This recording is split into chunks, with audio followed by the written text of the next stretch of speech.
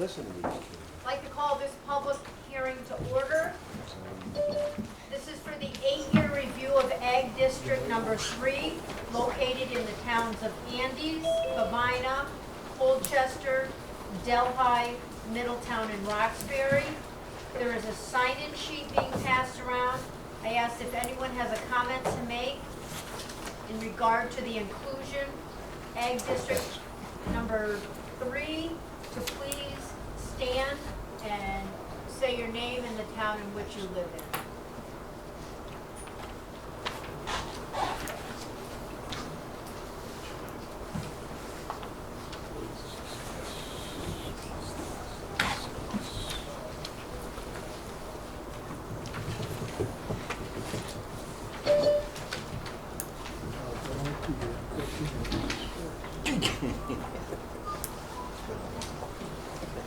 Okay, if no one wishes to speak, then I will officially declare this public hearing over.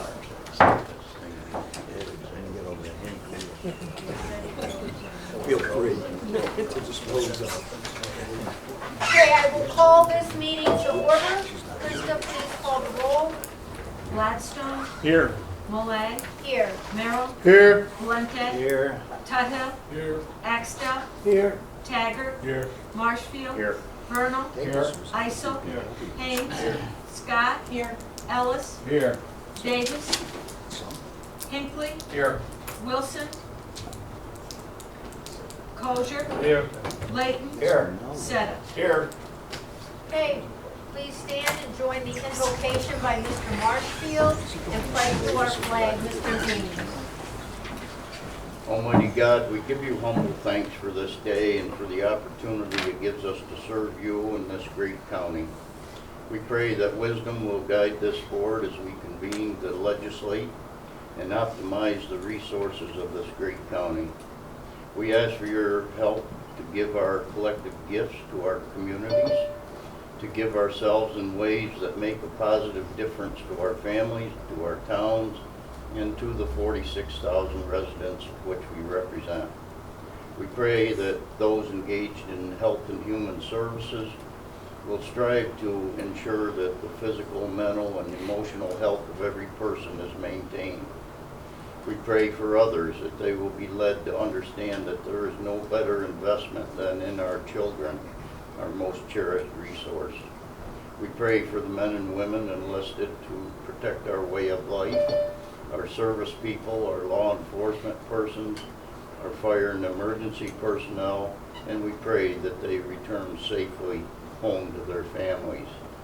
We ask a special prayer that you be with the people of the Ukraine, help them to attain safety and security for their families in desperation.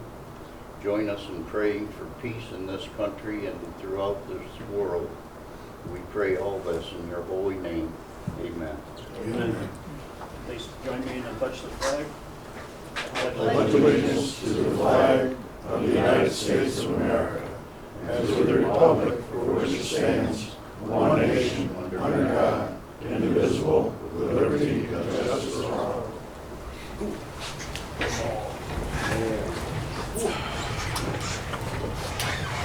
Okay, approval of last month's meeting minutes. We have two sets. We have the public hearing and the meeting on February 23rd. Were there any additions or corrections to those minutes? If not, then they will stand as submitted. Communications. All communications have been referred to the appropriate committees. Okay, we have two privilege of the floor this afternoon. First, I would like to grant privilege of the floor to Mr. Isel. Your Chairman. I'd like to introduce John Campbell. For those of you who don't know him, he used to be the mayor in the village of Franklin. And he's here today to talk about our nation's 250th birthday coming up in a couple of years. Welcome, Thank you. John. Thank you, Jim. Madam Chairman, distinguished board members, I promise I won't take much of your time because I know you're anxious to get back out in the spring weather. And this doesn't happen for 4 years, but I am here to make you aware of it and hopefully get your support. I provided Jim and Jeff with a draft of a proposal. And in 2026, America 250 will take place, and that's officially called the Semi-Quincentennial, and that's the 250th birthday of the United States. And to me, it's a very important time in history in our life. And what our hopes are is that on July 4th and prior to then, we'll have a lot of support from the schools, from the historians in the area, and have a big ceremony on July 4th, 2026, and leading up to then have a lot of involvement from school kids and historians and people of the kind. We obviously don't have any of that organized at this point, but we are working on it. I've got people from Daughters of the American Revolution involved, bless you. I've got several historian groups involved, and I'm working on getting, the superintendents of schools involved to help get classes and education of our students. As everybody knows, history isn't one of the prime subjects today in our schools, and hopefully we can show them that it's a big enough event that it will, help in forming a celebration for the 2026. Again, I'm just asking for support and hoping that we will have something of a real celebration. This is a national task that's being taken. I'm involved in the state's organization of it, and we're hoping to get out front early enough that we have a very nice celebration. So, if anybody has any questions? John, your group will put together some type of a resolution so our board can support that in the future? I've presented one here, and so that hopefully that's sufficient or gives you enough to work with onto it. Hopefully at the next meeting. At the next meeting? Yeah. Okay, that was Don't let it be forgotten. that was just a draft. I trust me, I won't. Any other questions? Thank you. Thank you. Okay, next privilege of the floor I'll grant to Mr. Gladstone. Thank you, Tina. As you're all aware, there's a major shortage of volunteers in both the fire service and the ambulance service. For the past year and a half, or maybe 2 years now, the Public Safety Committee has been working on trying to figure out a solution on how to fix this shortage. As of late, we've put out an RFP to contract with AMR. It's a service that's temporary, that can be used to help this void while local departments are possibly, hopefully, putting together for a county-owned or a county-supported emergency service. Today, Steve Hood, our Emergency Services Director, is going to give a presentation on some figures on, I believe, both sides of it, county-owned in the contractual aspect, and in 2 weeks, volunteers, I believe Franklin, if I'm not mistaken, Jeff, or I believe from Franklin, right, will be given a presentation also. So we want it fully discussed and support in the situation that we need to deal with, and I think we need to deal with it sooner than later. So with that being said, Steve, I'll turn the floor over to you. Thank you. Jess is trying to get the presentation up on the board, but everybody should have a hard copy of it in front of them. So yeah, I think if you just go to start slideshow, Jess, it should start right up.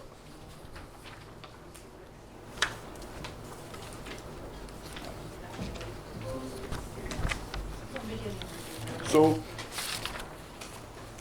everybody probably has seen, they have a resolution in front of them today. And that resolution is simply to allocate $1.5 million from the ARP funding to the Emergency Services Office for a backup county ambulance service. It doesn't specify what that service is. Basically, there's three options. The first option would be for this body to vote no on that, and that would kill it. There would be no funding. The money would go back to the ARP funding, or the ARP committee for another consideration. A yes vote leads to two options. Those two options are a county-owned, county-run ambulance service or a contracted service. Bud asked me to go through those options today, because obviously we don't want to do nothing. Something needs to be done, and it needs to be done probably sooner than later. So we'll look at both of those. The first is the county-owned ambulance we'll take a look at. I think we're on number 3, Jess. There we go. Everybody has, I also gave everybody a 3-page spreadsheet. That spreadsheet outlines what we have come up with as far as we, and with the assistance of the personnel office, what we have come up with as a cost for 2 basic life support ambulances and an advanced life support fly car. So the pros behind a county-owned ambulance is, number one, the county owns the service. It's theirs. They own it. They operate it.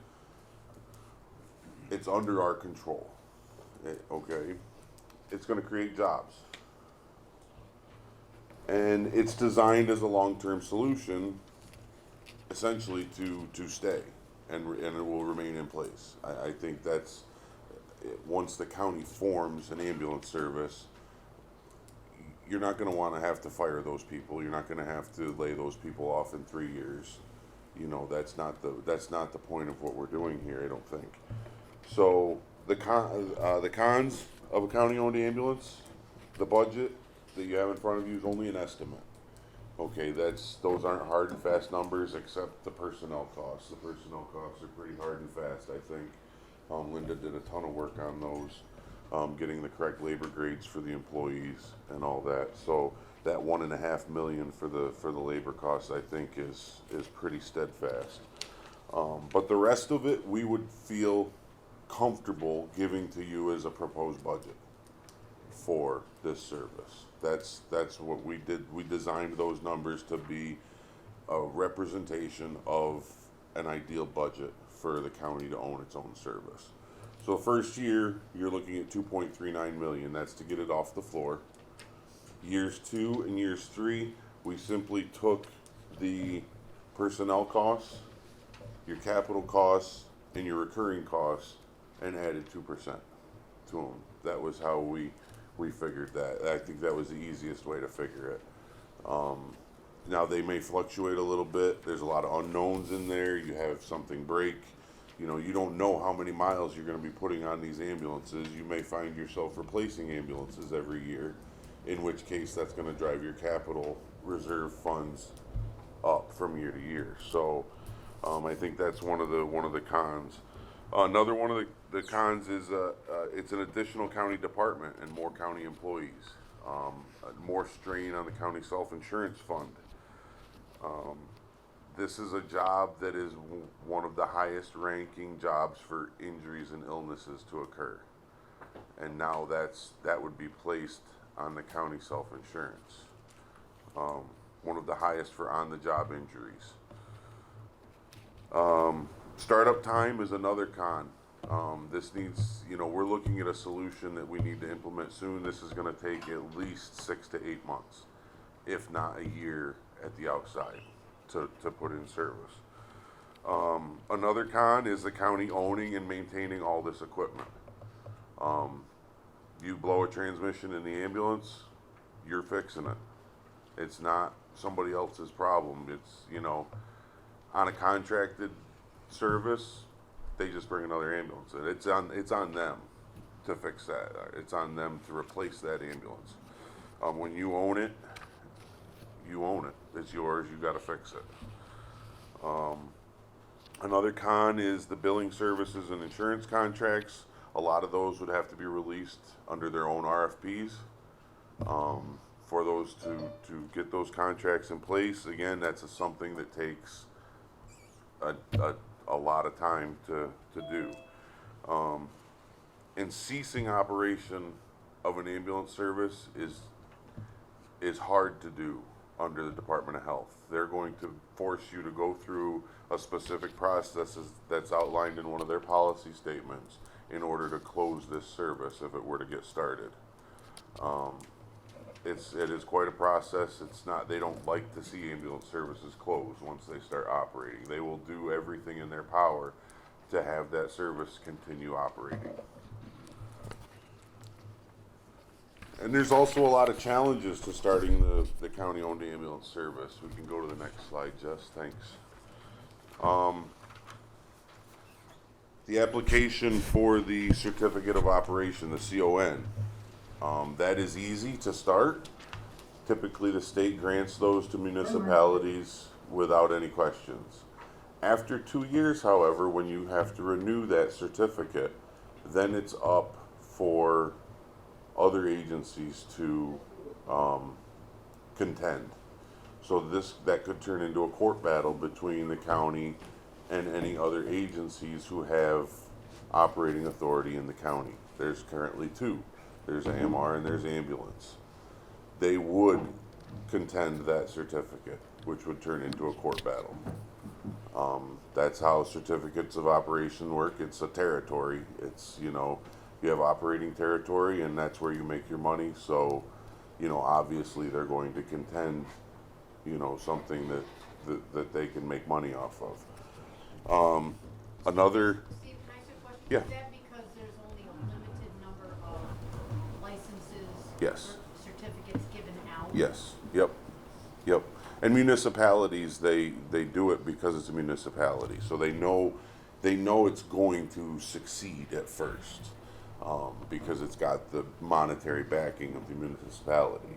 But after 2 years, then you're put in the cycle with everybody else of having to renew those certificates, and then it will come up for contention at the regional council where they do those hearings and whatnot. So, along with the county starting its own service, we have to have a narcotics license, a narcotics plan, safes, storage of those narcotics. That's what comes along with the advanced life support. You also have storage of other medications and supplies. You have hiring of new staff, staffing shortages. How many departments in the county right now are at full staff? I think not many. So I think that's a challenge in and of itself, especially when you start dealing with civil service. You have to hire and pay a medical director. You're purchasing ambulances and other equipment. A lot of this stuff is on state contract, but again, it's more equipment purchases, more equipment that needs to be maintained by the county. It's another county-owned building, but this is going to require space for people to actually sleep.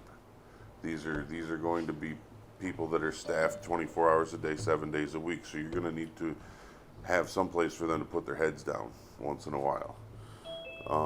You have the software for doing their charting, the EPCR software and the laptops that are required.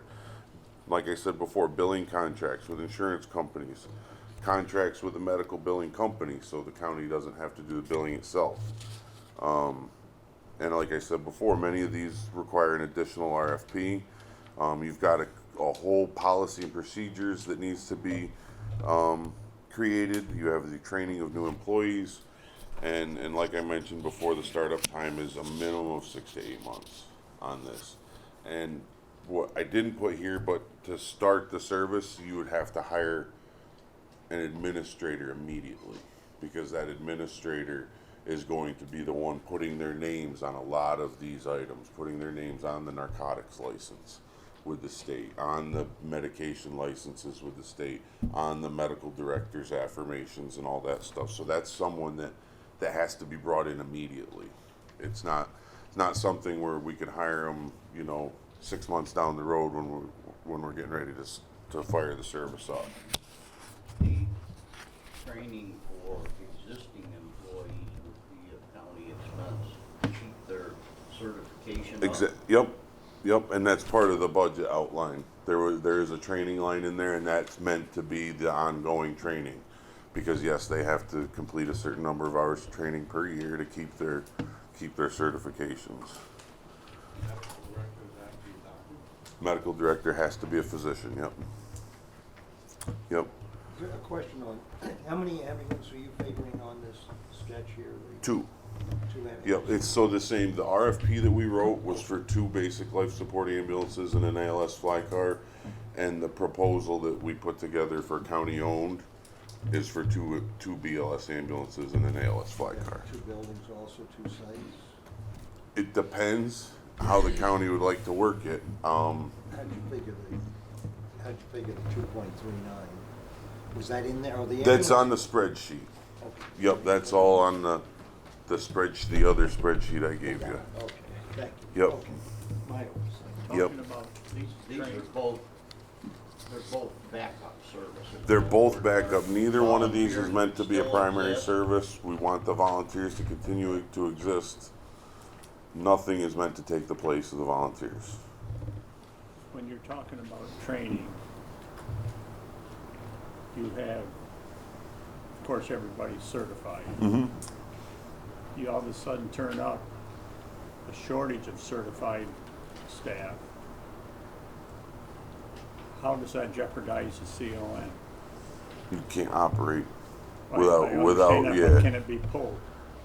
If That there's a time frame where you're not staffed enough. That, yes, the Department of Health could pull it. If you fail to operate for a certain period of time, then they'll pull your operating But authority. then operating with not enough staff increases our liability, probably to a I certain think it would, degree. yeah, I think it would. If if our plan was to supply 2 ambulances and a fly car, if we can't supply that, then, I would think we would be at a certain amount of liability, yes. That would be a question for Jeremy, but, so for a contracted ambulance, we have the RFP from AMR. We know what those costs are. It's 1.9 million for 3 years. Each year is 1.9 million. So the pros behind a contract ambulance, it's a short startup time. We're figuring anywhere from 4 to 8 weeks probably, I think, by the time we get contract negotiations squared away, that sort of thing. It won't take long at all. It's an all-inclusive contract. We know what the cost is per year. There's no hidden costs. We know that it's 1.9 million. The contract can be ended at any point in time with written notice. That's Before the 3 years. before the 3 years. Now that's a pro and that's a con. So if the contractor finds that they can't supply us the service or they're having difficulty supplying the service, they can end the contract. So it goes both ways, I think, when you talk about ending the contract. There's no additional county employees, no burden on the county, no burden on the county self-insurance fund. It will create local jobs though. AMR has talked about hiring local people to staff this ambulance. To initially get it off the floor, you may see people coming down from Syracuse and Rochester and Albany areas. But they have talked about hiring local people and putting a push on locally to get local jobs, local people in here to fill those positions. And this solution is designed to be short term, to allow the agencies to formulate their own plans and their own solutions.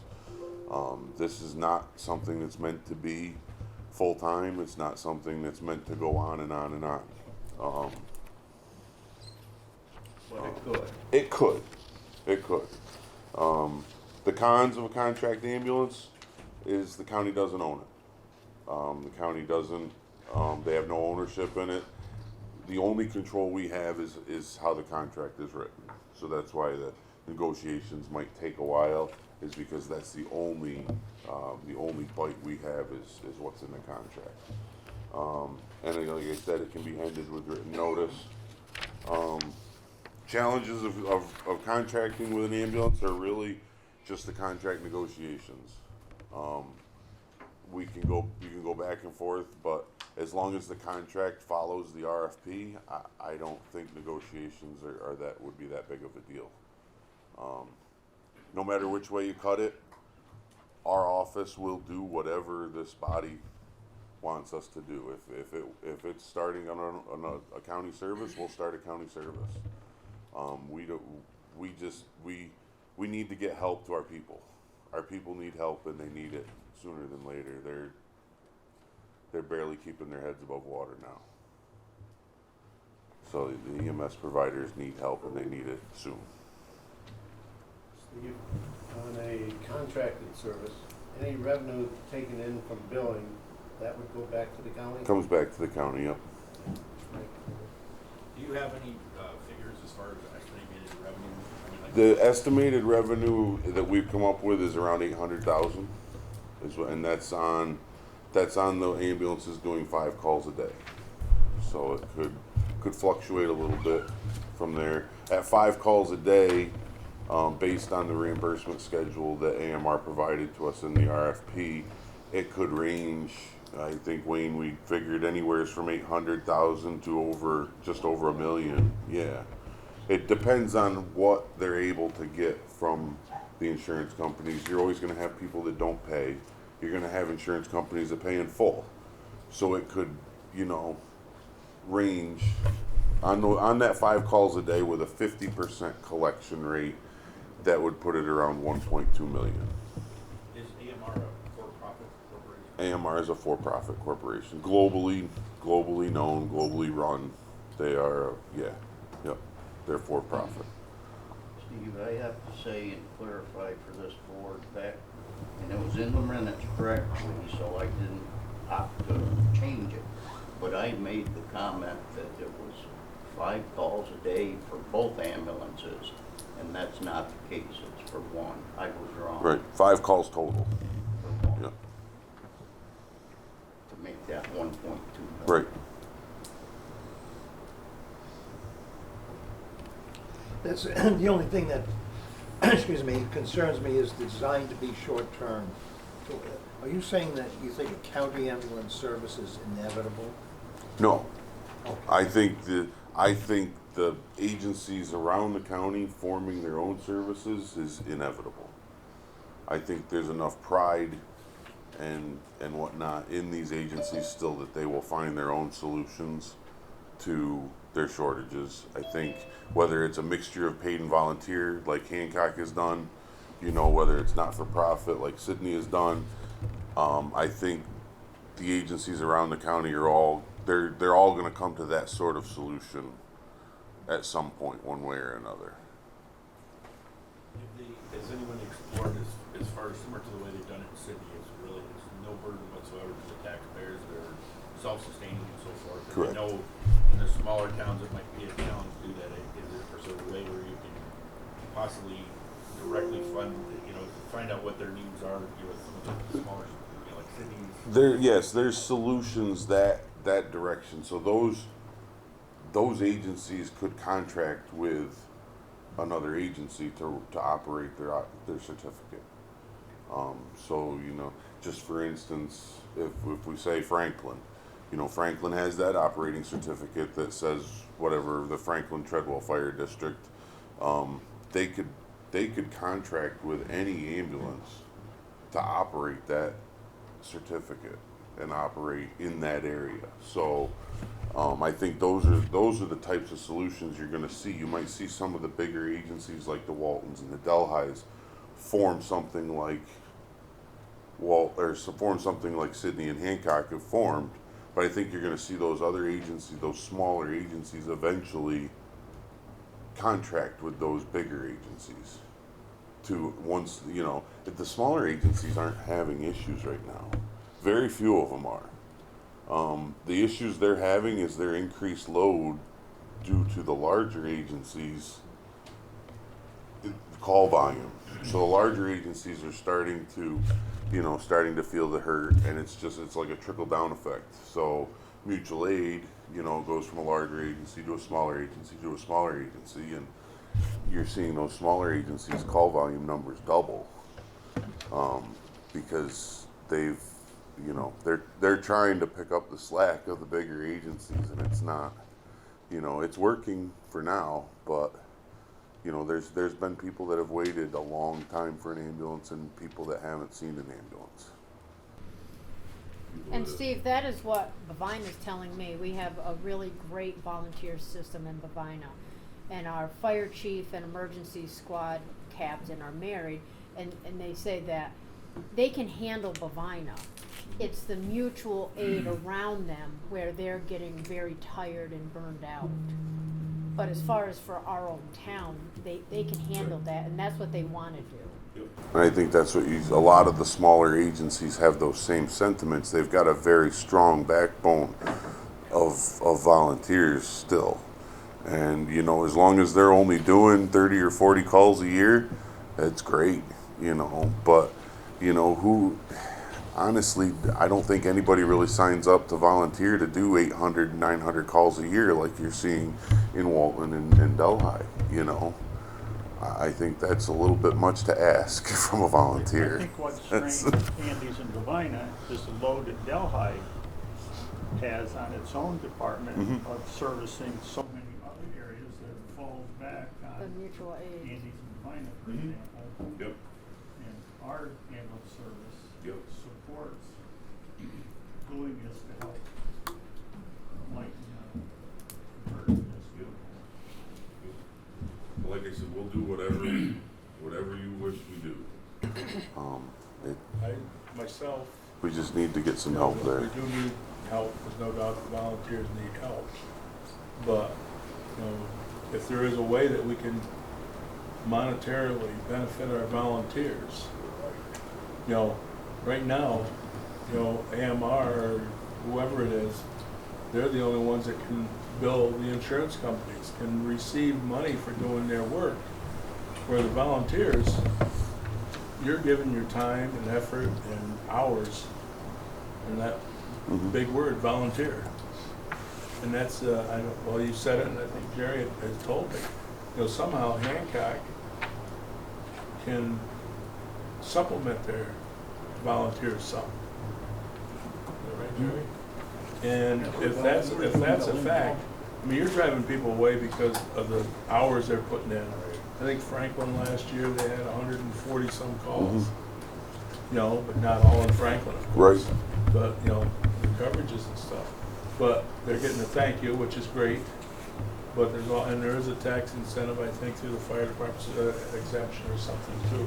$200 a year, $22. Yeah, Right. $200 a year, But, yeah. I mean, if you could get, you know, on every call, you know, maybe not the $18 an hour that you're proposing it would cost us. Right. You know, some monetary, you know, reimbursement would put a Band-Aid on. I don't know if it'll fix it, but it might help too, which I've never heard until Jerry told me about the, you know, they're compensating their emergency squad and stuff because they have a hired service. Is that why you can do that? Their own Right. service. Yeah, they're their own. They're not for Right. profit. So, Yep. I mean, it's, you know, that's as much an issue today because of this training cost, or the cost, they don't bear any cost, I don't think.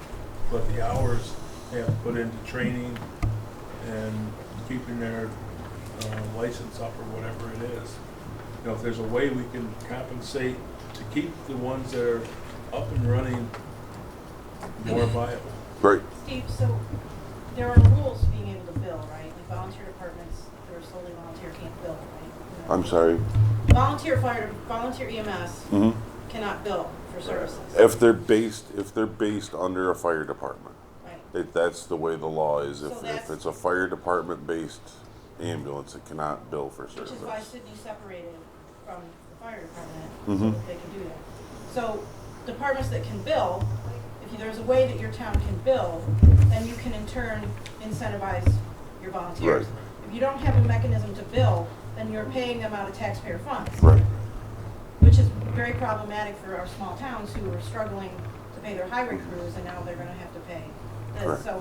So they're, And what there's, I think Steve's looking to do is to buy time to figure out yes. how can we either do what Sydney did and be able to run an ambulance that we can pay, somehow contract like Hancock has done, or some other way so that we can incentivize our volunteers who are doing, 800 calls a year to continue to do that, because then it has to become a job. If you're doing 30 calls a year, that's a volunteer. That's a job. Yeah, the other is a job. I agree 100% with Betty. The idea here is a lot of these options are great options to pursue. We don't have time to pursue. We've got to do something now to help these people out in the meantime. And the most immediate way to do that is to contract the service, get it out there rolling, and then study all the options that are available. And Steve, do we know, like, we know how many calls we get, but how many calls are we missing because we don't have this? How many people are self-transporting family members because there's too long a delay? I don't know that I would say probably 1 week. So if we get this service up and running, we'll see that volume, we'll have more of an idea of what the real need is, as we're able to fill the need, Steve, do you have a rough idea of how many calls 911 dispatches on a monthly basis, a yearly basis? Not in front of me. I can No. get it. Well, you mentioned Walton is Yep. 700-800, Delhi's Yeah. 700-800. Yep. So it's an It's extreme a amount fair of number. calls. And some of those are overlapping, because Walton will get called with Delhi will Yeah. get called with Walton, vice I versa. just, in my mind, and there is no easy solution to this. There is no, this is a tough nut to crack. But I really believe that even though we're saying it's a backup service, you're gonna tone the primary department out, the first 2 tones, and then the 3rd tone. This will evolve into that being the primary service for a number of agencies. Because I've made this point before. I drive the ambulance. Why am I going to get up at 3 o'clock in the morning Right. when I know all I got to do is wait 10 minutes for the 2nd tone, 3rd tone to go out? So it does have that tendency to evolve into a primary service for a number of agencies. I won't name them, but you know which ones I'm talking Oh, I know. about. Yeah, absolutely. Once we start this, and it's been said at several meetings, this is going to continue. The people will expect it. So once we start this and we start charging the taxpayers, it's going to be forever. It's going to be just like a fire service. People are going to expect that. Just wanted to say that. And we talked about time, and now is that we have to do this now. We've been talking about this ever since I've been on the board, and it probably predates that. Is there a way or a mechanism that we contract with an entity that can put together a plan to cover all of Delaware County? I don't want to half it. We do need some type of system, but I don't want to half it. Can we contract with an agency to put a plan together that would cover the whole county as the primary service? Because, like I said, it's going to morph into that down the road. So let's not wait till then. Let's do it now. Let's find some company that we can contract with, I don't know, $50,000, $60,000, $70,000 to develop a plan on how Delaware County can cover their residents on a full-time basis with the number of ambulances we need. It's not going to be 2. It might be 6 or 7. So what is the cost of that, and how would that work to cover the whole county? So let's not, in my mind, let's take the step forward now. Let's not see how this goes and then move forward in a year or 2 or 3. I think the contract will give us a great idea on what will happen with the county system. And it's going to be a learn as you go, so to speak. Maybe that's saying it wrong, but really it is going to be a learn as you go. But you know, is it putting a Band-Aid on it right now? You can probably say yes. But I think it's a good learning mechanism to see what really we need if we move forward with something, you know, an county-owned service or whatever mechanism is put in place. We just need something right now to fill this void. I'm just wondering, after whatever we do, what it's gonna cost each town when the taxpayers gotta start paying their own way. That's the thing I'm concerned or worried about. It's gonna cost. Yeah, Stanford, Courtright, and Harpersfield are looking at it right now. And that is something I think that will happen. It may be as much as $100,000 a year for each of the towns. That's a lot to add to a budget. Yeah, it's 10% on my budget.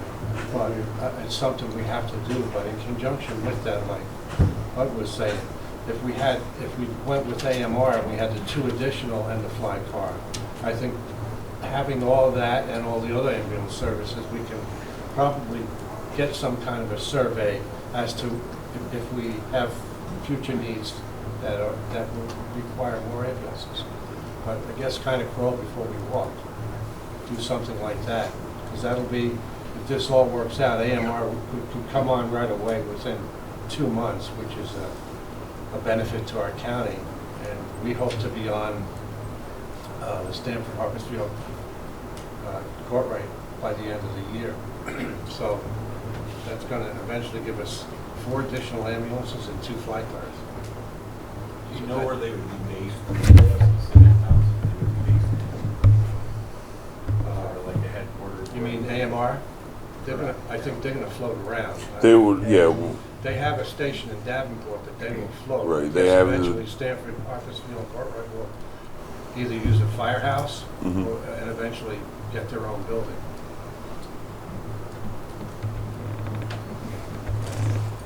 But more or less, emergency services directs where they want the Right. ambulance. Yeah, once they sign that contract, those are our ambulances.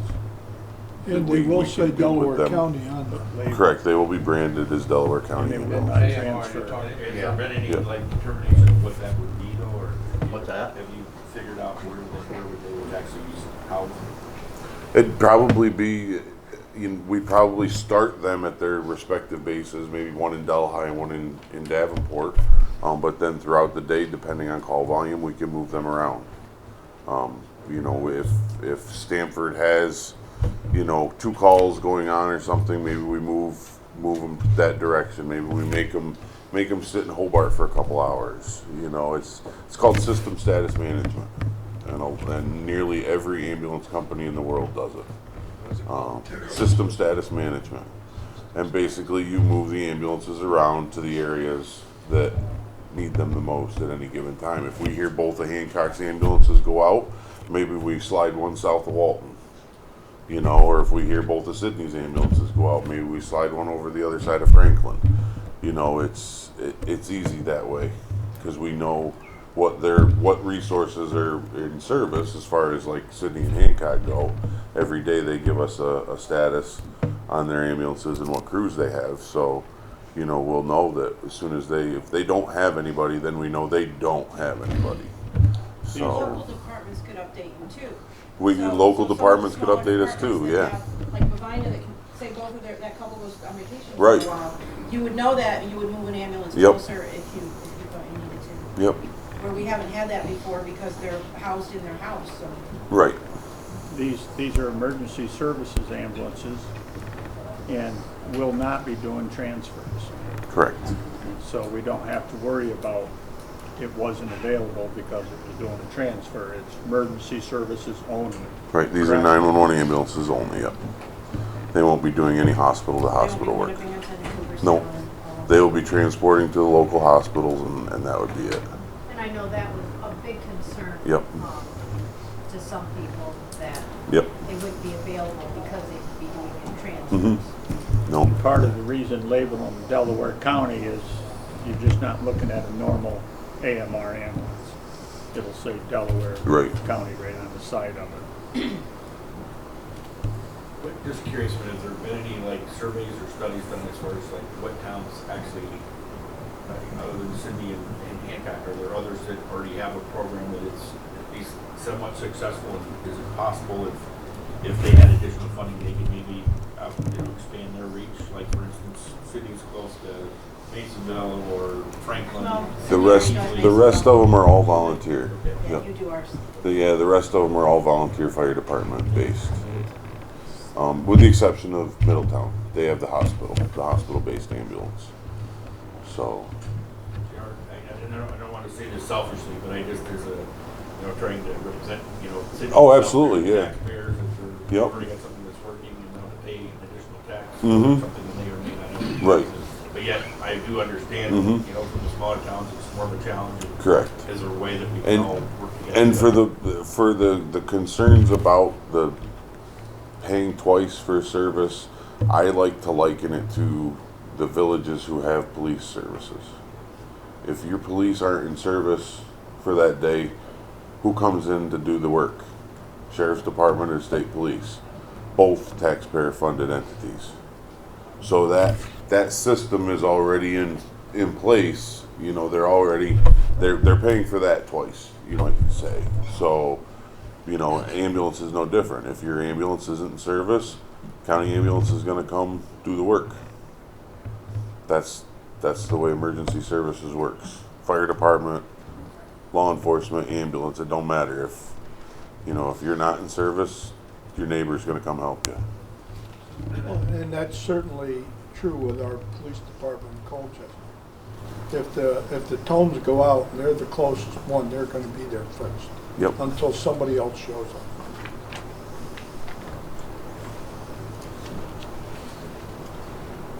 So, this is a big issue with my folks. Is we pay $250,000 a year in taxes to fund our ambulance service. When this happens, county-wide, does that mean my taxpayers are going to have to pay 2 taxes? One for the county service, one for ours? It depends on how the county implements the system, but yes. Well, how is that right? It's no different than your village police. Your taxpayers are paying for a village police force, but if they're not in service, My taxpayers. the state police are coming in, or the county sheriff's department is coming in. But I just can't justify paying the double tax for an ambulance service, because like I said, we're already on, taxpayers are already paying that. But Jerry, what happens when your ambulance service can't respond to a call because they're already busy? What's that Doing a call person and do? deposit.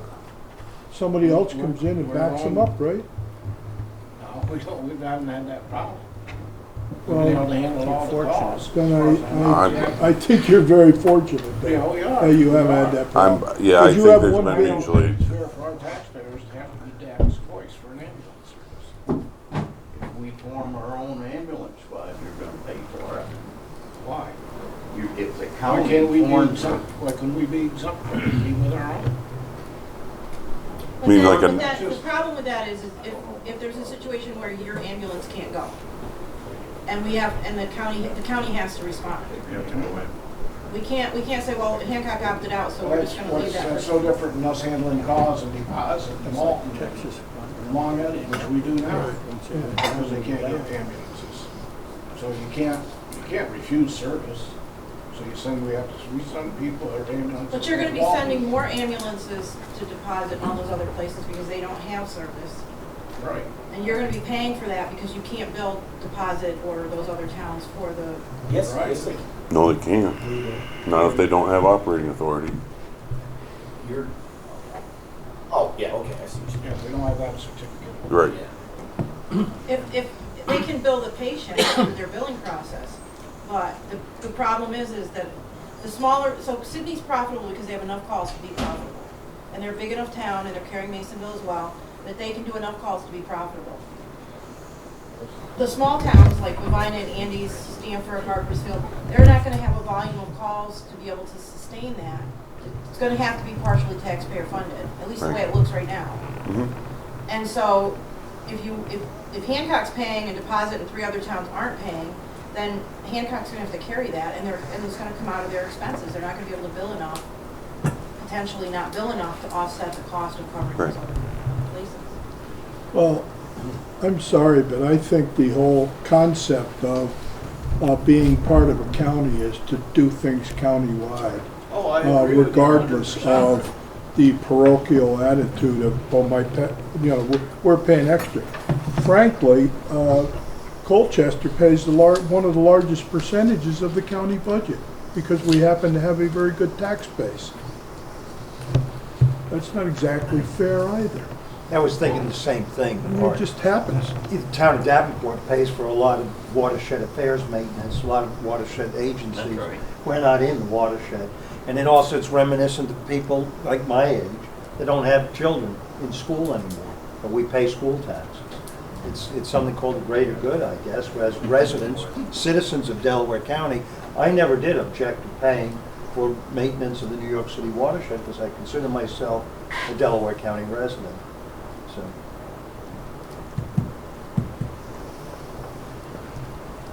Well, I know I'm going to get hammered with that question. Well, you will.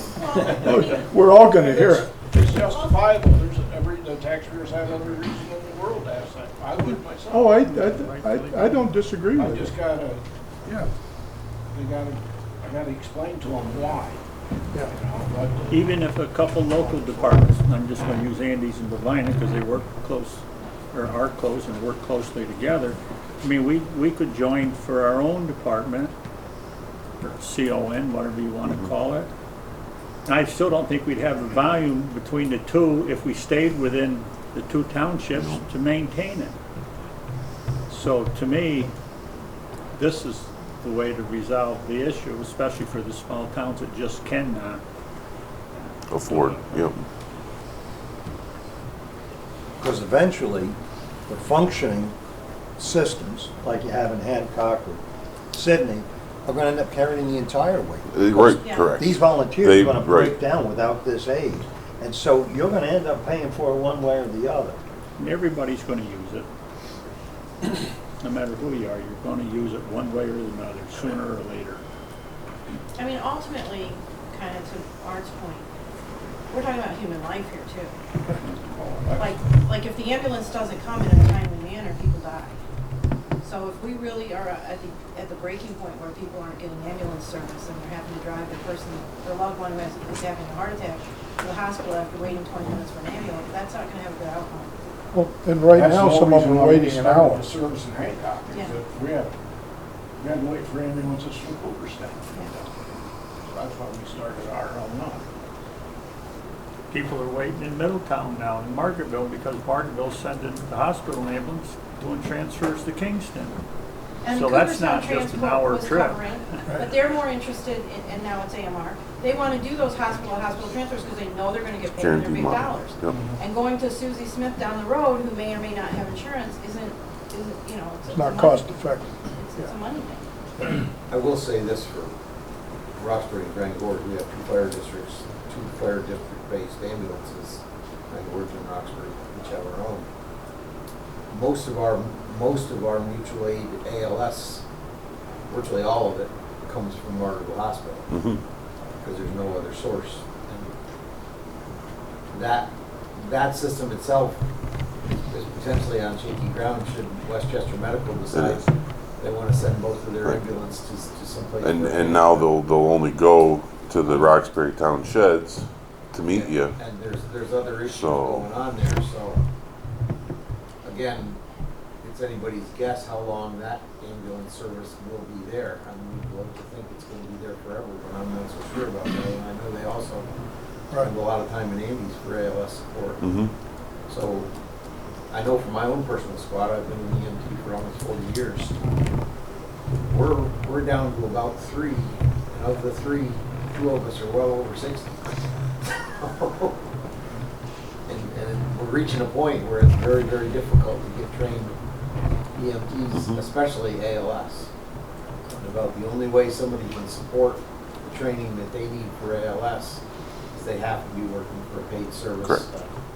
Or they have to be some kind of a college program or something that they're looking at a future. Yep. It's just, that's the state of the ambulance. Granted, if you could bill as a volunteer fire service, if you could bill for calls that you ran, it would probably help some, but to Bud's credit, he's exactly right. I don't think, based on everything I've seen and heard, that there's enough there to support a totally paid squad by the time you pay people. So Right. I fully believe that within 10 years, we're gonna have a full county ambulance service. And I think just the nature of volunteerism and the amount of training involved to stay a volunteer EMT is insurmountable for many people, especially young families. Yep. So I don't know, that's my 2 cents as an EMT. No. And the next fire chief. Well, you don't know when to get out. I know, you're right. Steve, on the paperwork here, Yeah. you said either party can cancel or terminate the contract? I'm assuming that's gonna be how the contract is worded. Oh, it hasn't been worded, it hasn't been worded. You typically, you see that in a contract with 90 days written notice. That's what I was Either wondering, party what- can what cancel. day frame are you talking? That's, You know, that's, 30 days, that would be 60 typical. days, 90 days? I think every contract we have has got a 90-day clause in Just it. being realistic, right now, we're looking at a cost of operating ambulances with the fuel costs going the way they are. They're giving us a 3-year contract. And how soon do they say either we gotta redo our contract? Right. Or terminate it, or vice Yeah. versa. It could be the county doing it too. Fuel was I'm not- half the price it was I mean- when they gave us the RFP. Right, and I'm just, I mean, that was one, you know, that is it, you know, I'd like to make sure it's at least 90 days. Because it will take the county, you know, minimum, as you're saying, you're between 6 months and a year to set up a county system. So, you know, you want the 90 days in the contract minimum on either side. I'd say more. So you've got, and if you could go longer, it'd be great. Yeah. I'd say But- 6 months, yeah. Well, I'm just saying realistically, most contracts are 30 days notice, Right. this or that. I'm glad to hear the 90 days. But, you know, if we could even lengthen that out to 120 days. Right. Because if we decide that we don't want it, you know, it's our ball game, we've got to set it up. But if they come up to us and say, well, we want to terminate our contract, you know, we got to scramble anyway. But if we want to get out, we're taking on a load. If they want to get out, we're taking on a bigger load because it's not our fault. I guess when we negotiate the contract, something like fuel, which is a biggie, is gonna have to go in there some kind of unforeseen expense or Well, extraordinary item. And I think if we sign this contract, which I think we should do, we still should be looking at all those options of what would a countywide service cost? How long would it take to implement it? How would it be billed? All of those things. Even if we sign this contract, Right, take on Joe's idea of, exactly, you know, yeah, looking into what would it entail. We should start now. yeah. Because that was the intent Let's of not this. wait till we figure out how this works. Let's start now. This is to help learn to what we need to do. I And to agree. give us some time. I agree if we go to a county-based service, the startup period for that is not gonna be 3 or 4 months like it will be with contract service. So Be a year. we're looking at least a year that we're gonna be sitting here without ambulance service to correct our problem. Right. I understand that it's a contract that we can get out of if we look at it want down to. the road, but I totally agree with Joe.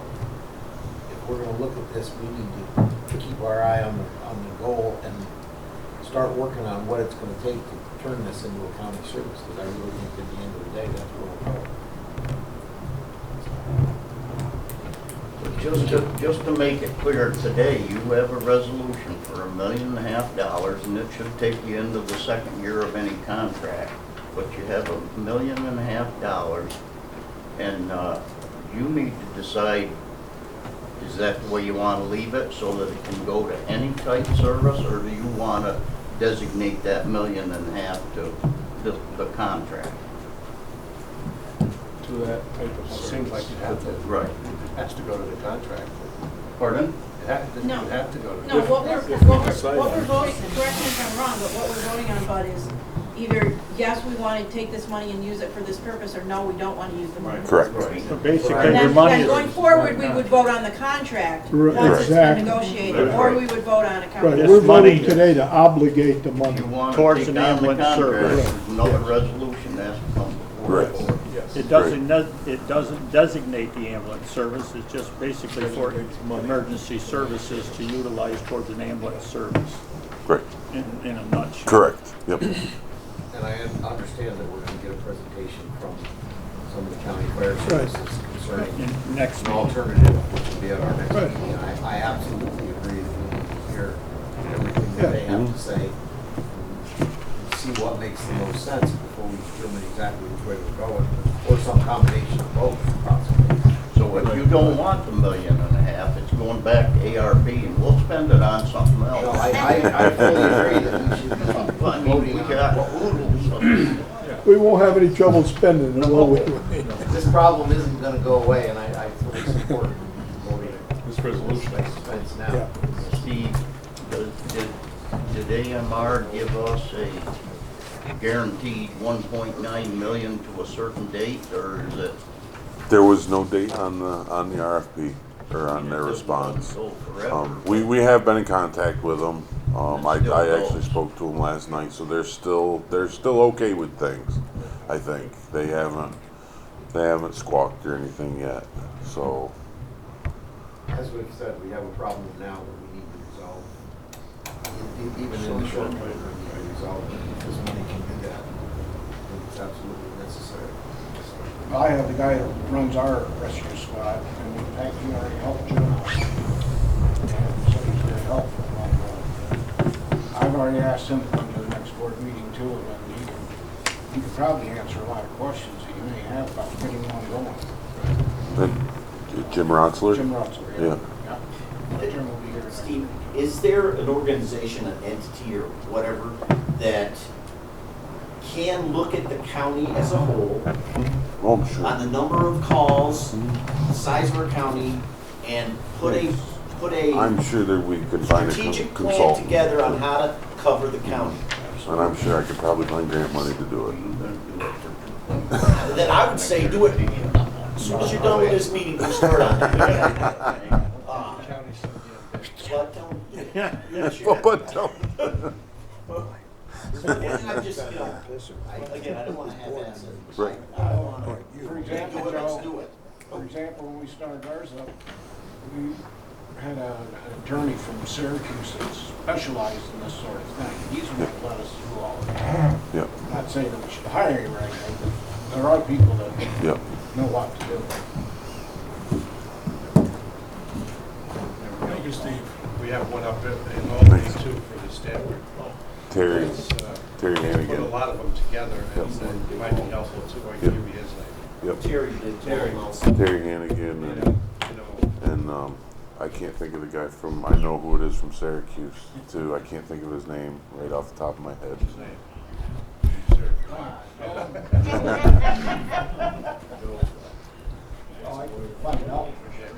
Are there any other questions for Steve? Comments? Next month, or next meeting, in 2 weeks, we will have the group from the Franklin Fire Department. Good.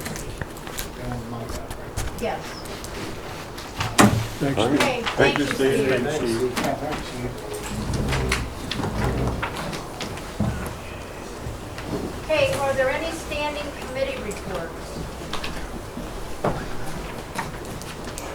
If not, we'll move on to resolutions. We'll start with resolution number 53. Bring this up, move for adoption. Second. Authorization for awards, Department of Public Works, letting of February the 24th, 2022. Any questions on this? Backup information with it? Now, please call the roll. Gladstone. Yes. Malay. Yes. Merrill. Yes. Valente. Yes. Tuthill. Axtell. Yes. Taggart. Yes. Marshfield. Yes. Vernal. Yes. Isel. Haynes. Yes. Scott. Yes. Ellis. Yes. Hinckley. Yes. Wilson. Yes. Kosher, Yes. Layton, Yes. Savage. Resolution number 54, I bring this up and move its adoption. Second. Authorization for awards, Department of Public Works, letting of February 25th, 2022. questions? Please call the roll. Gladstone, Yes. Malay, Yes. Merrill, Yes. Valente, Yes. Tuttle, Axtell, Yes. Taggart, Yes. Marshfield, Yep. Vernal, Yes. Isel, Haynes, Scott, Yes. Ellis, Yes. Hinckley, Yes. Wilson, Kosher, Yes. Layton, Yes. Savage. Okay, resolution number 55, I bring this up and move its adoption. Second. Authorization for awards, Department of Public Works, letting of February the 23rd. question? Please call the roll. Gladstone, Yes. Malay, Yes. Merrill, Yes. Valente, Tuttle, Axtell, Yes. Taggart, Yes. Marshfield, Yes. Vernal, Yes. Isel, Haynes, Yes. Scott, Yes. Ellis, Yes. Hinckley, Yes. Wilson, Kosher, Yes. Layton, Yes. Savage. Yes. Resolution number 56, I'll pull that up and move its adoption. Second. 25.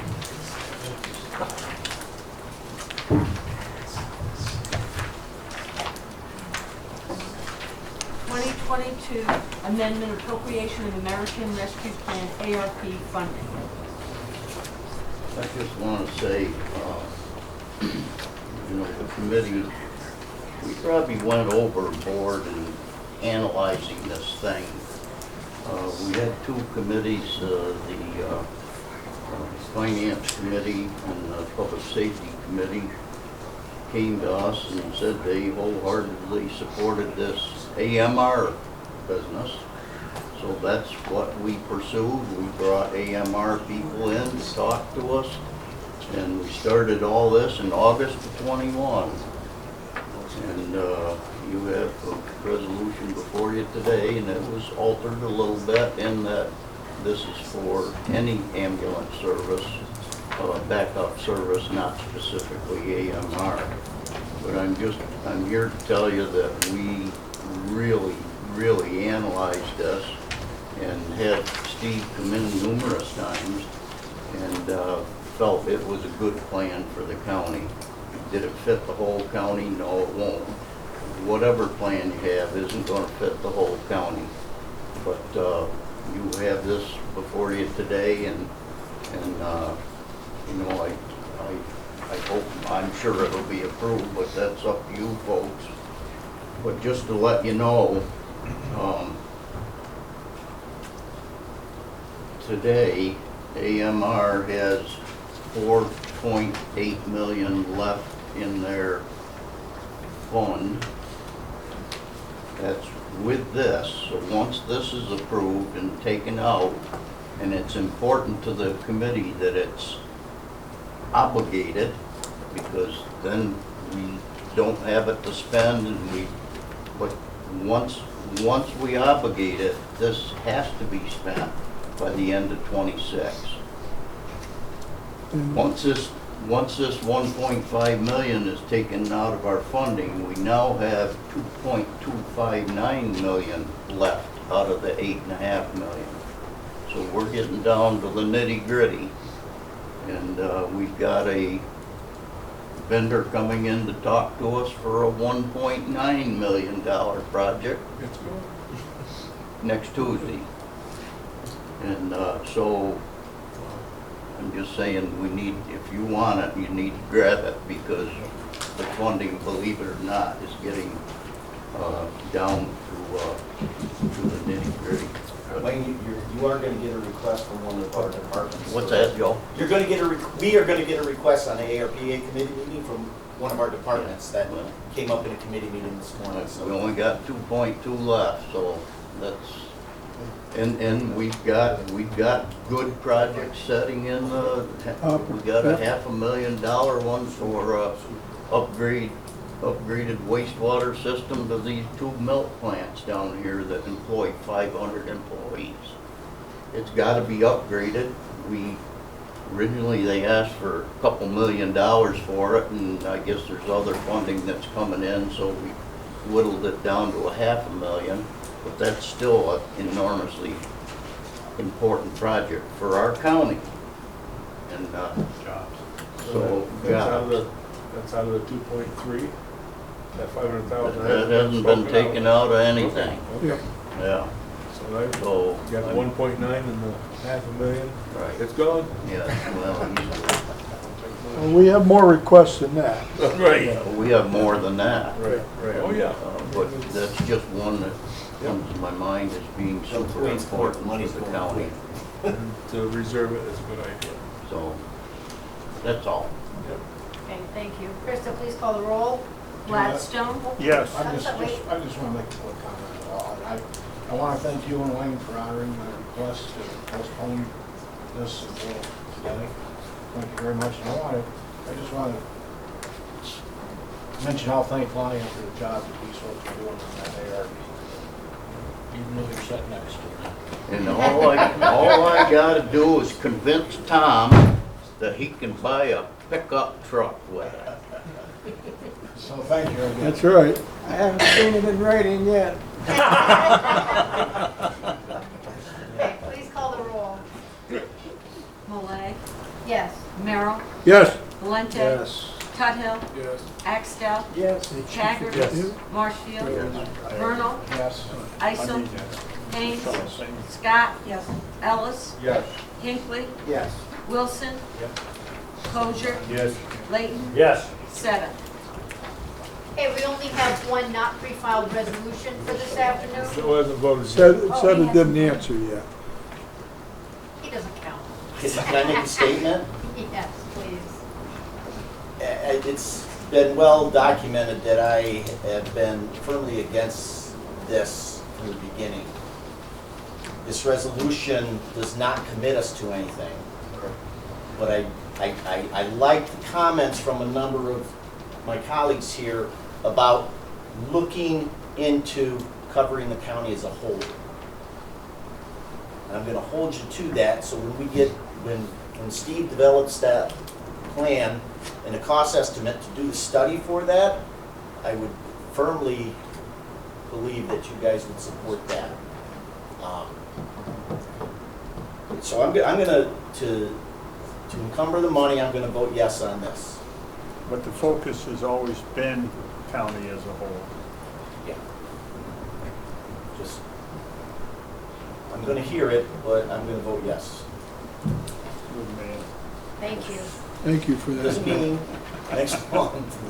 And I just want to bring it to Gladstone's attention that I still have him by 2 votes. Second from the bottom on the totem pole. Still, we Penultimate, change there's your the chance to numbers. use the Right, right. But I'm double Vavina, so. proper use of the word, and you didn't take advantage of it. Okay, we have one not pre-filed resolution, and I will waive Rule 10 without objection. Resolution number 57. I bring that to the floor and move for its adoption. A second. Change the body. Please call the roll.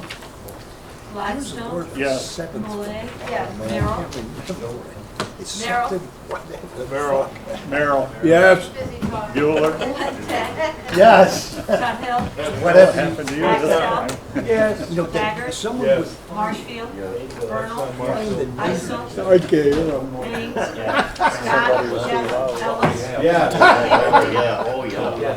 That's why I want a Wilson. pair of those. Kosher. Layton. Yes. 7. Yes. You're sitting there with too many papers, you're making me nervous. Okay, is there any other business? That's my mail for a lot of money. Yes. Committee meeting afterwards. HR committee, insurance committee meeting afterward, please. Is that gonna be in here, Could I Jim? see Mr. Metty and Linda for a few minutes break, and then we'll be right into the HR. Oh, good. Okay, with that, meeting's adjourned. Thank you. Get home Thank safe. you. So.